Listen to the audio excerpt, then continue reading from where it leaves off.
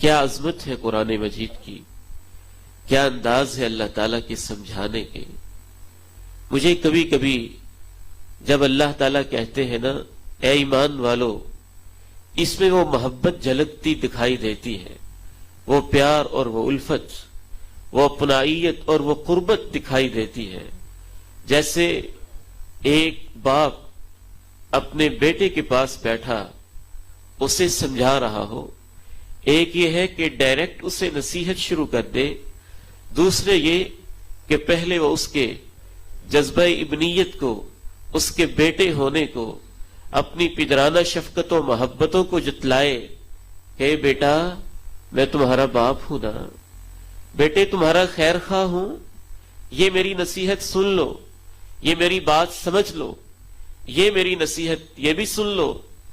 کبھی کبھی یہ میری فیلنگز ہے۔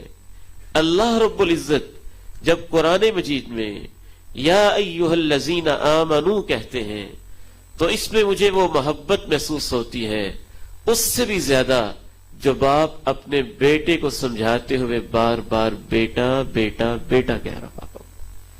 یا ایھا الذین آمنو، اے ایمان والو، اے مجھے ماننے والو، اے میرے نبی کا کلمہ پڑھنے والو، اے توحید کی گواہی دینے والو، مجھے خالق، مجھے رب، مجھے ارحم الراحمین، مجھے رب العالمین تسلیم کرنے والو، اے ایمان والو، میں تمہارا رب تم سے کہتا ہوں اجتنبوا کثیرا من الظن، بہت زیادہ گمانوں سے بچا کرو۔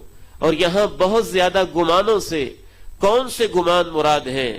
امام طبری رحمہ اللہ اپنی عظیم تفسیر میں لکھتے ہیں گمان دو طرح کے ہوتے ہیں، اچھا گمان اور برا گمان۔